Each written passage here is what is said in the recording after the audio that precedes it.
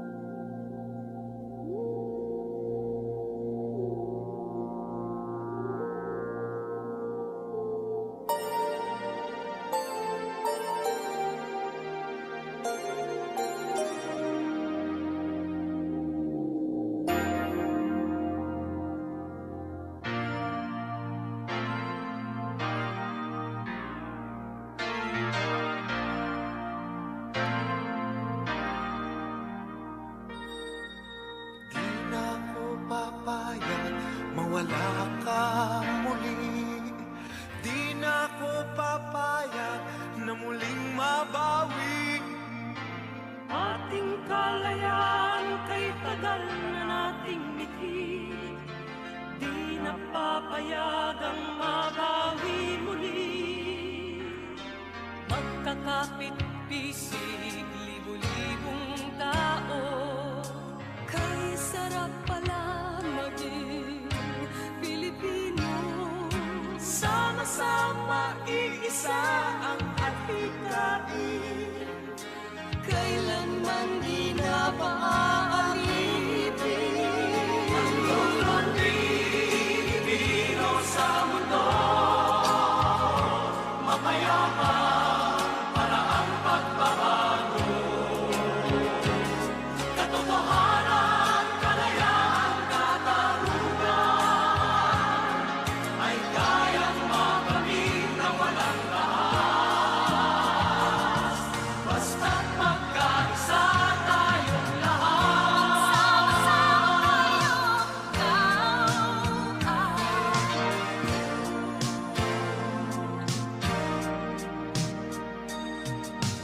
Basta nang nagaganap sa aming Good bayan. evening, ladies and gentlemen. Welcome to Philippines Uncut. I'm your host, Buddy Kunana. Now, in this show, we talk about everything under the sun. And tonight, we remember and we celebrate the Edsa People Power Revolution that ousted President Ferdinand Marcos from power.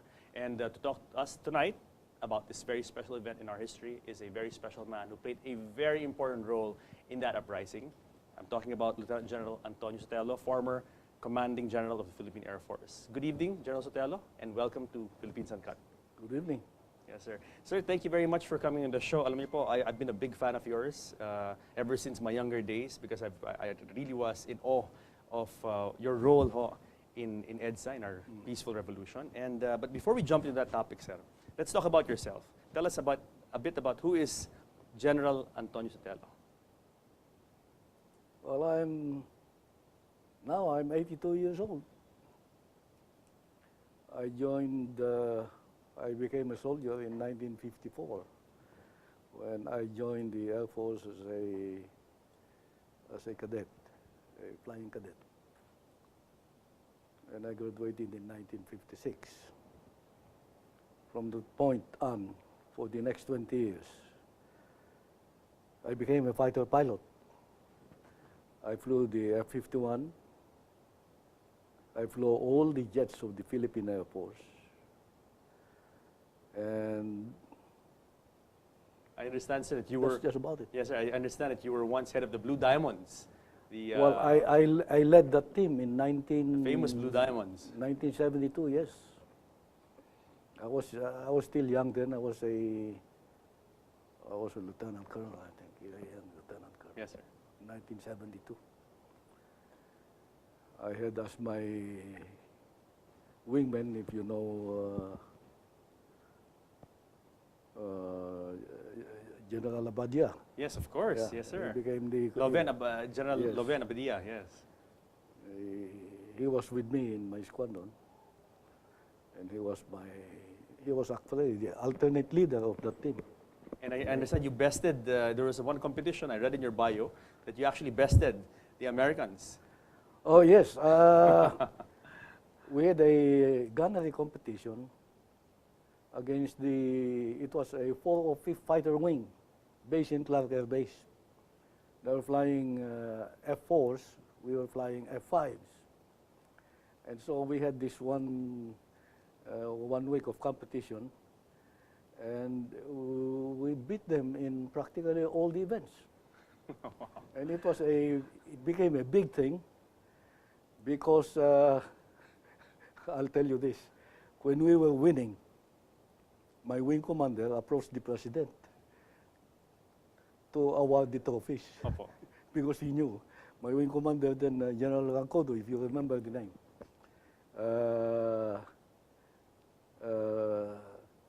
was also close to the president, Marcos at the time. Yes, sir. And so when we were already winning, he went to Malacanang and approached the president. And the president, President Marcos, came to award the trophies at Clark Air Base in Pampanga. Wow. And I was, of course, the squadron commander Yes, sir. of the 6th Tactical Fighter Squadron at the time. Yes, sir. And the 6th Tactical Fighter Squadron was the unit flying the F-5s. We had only one squadron of F-5s at the time. And, well, it became a big deal.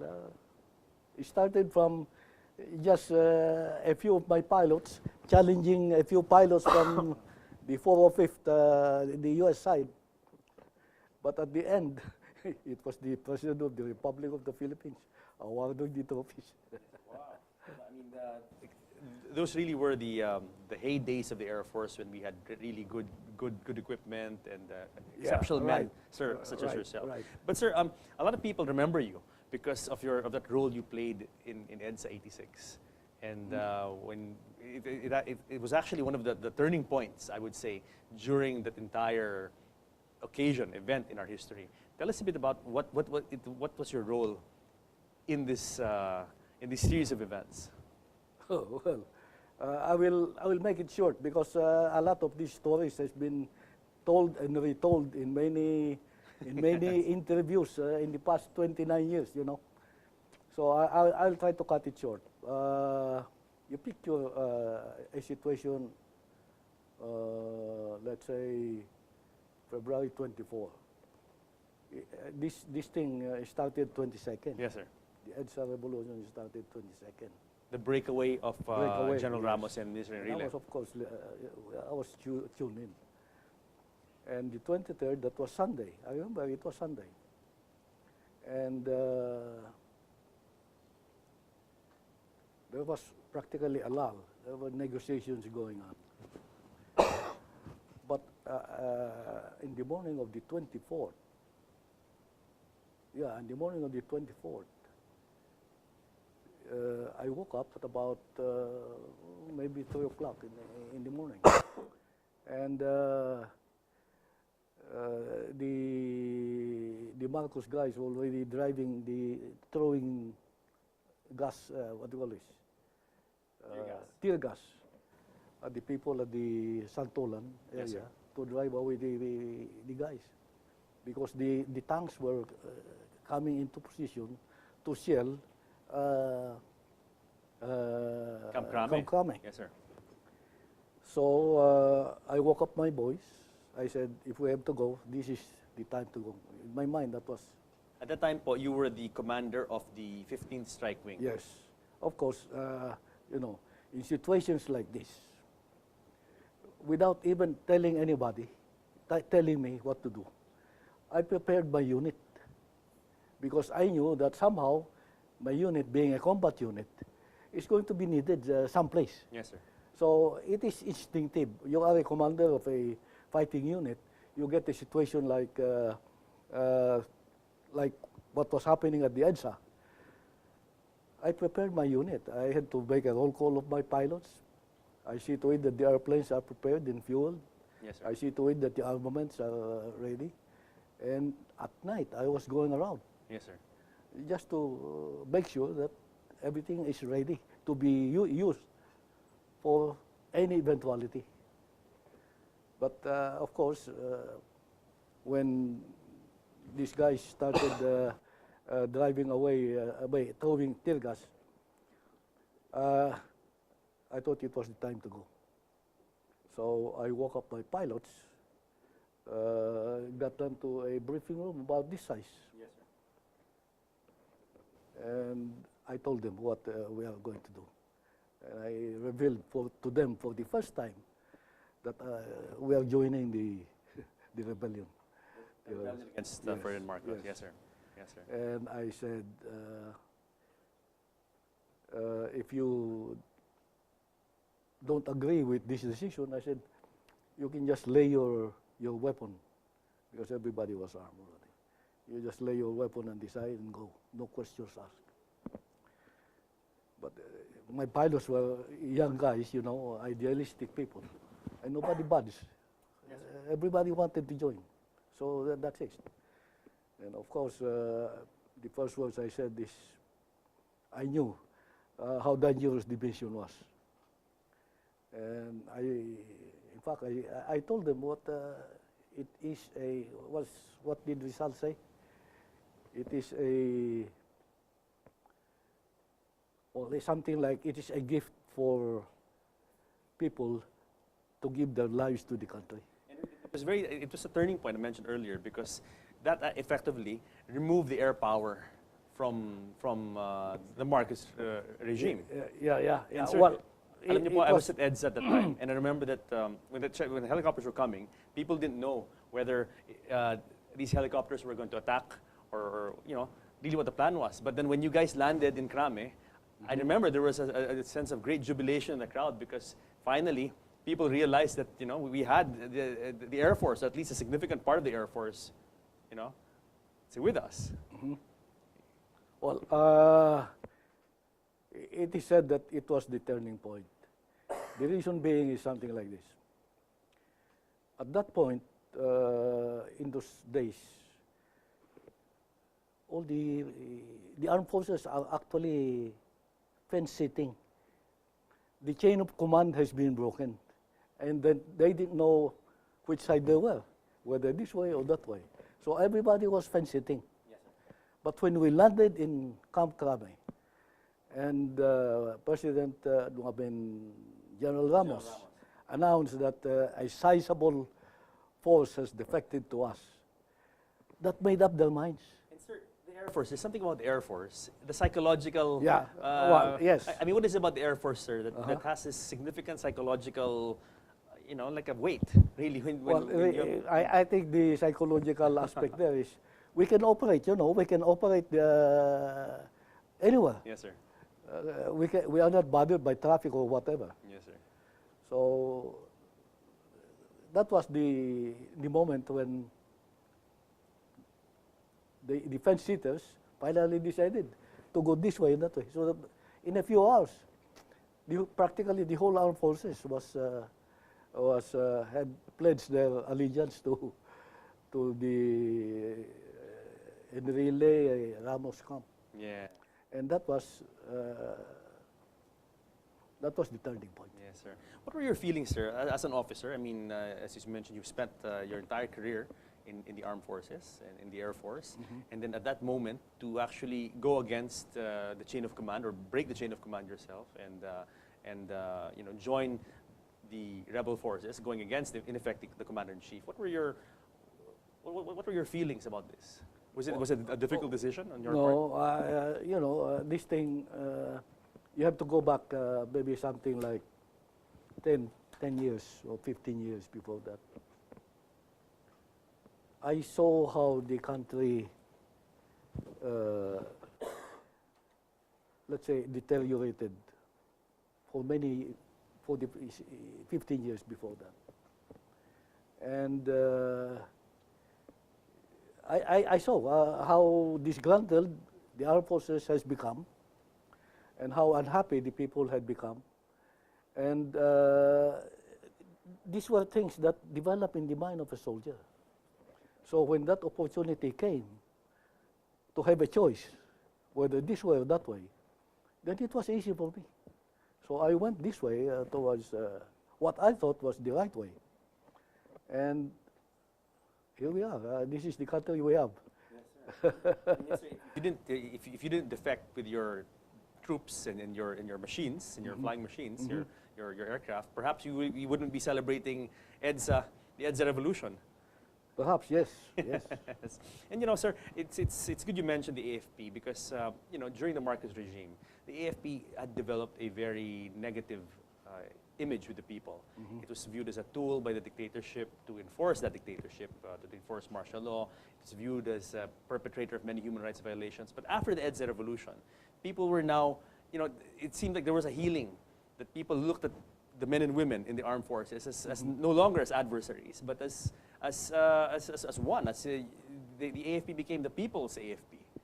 And you know, there was a great outpouring of warmth and love to our men and women in uniform. What were your feelings about that, sir? That change that happened? Well, that was a welcome change in the beginning. But somehow, a few months after that, some of the guys who were involved in the Edsa had their own agenda. And that spoiled the whole thing. And for the next 2-3 years that I stayed in the service, I spent all my time, we spent all our time fighting the coups. Yes, yes, sir. Yes, sir. And that brought the country down. Yes. And together with it, the ideals of the Edsa revolution.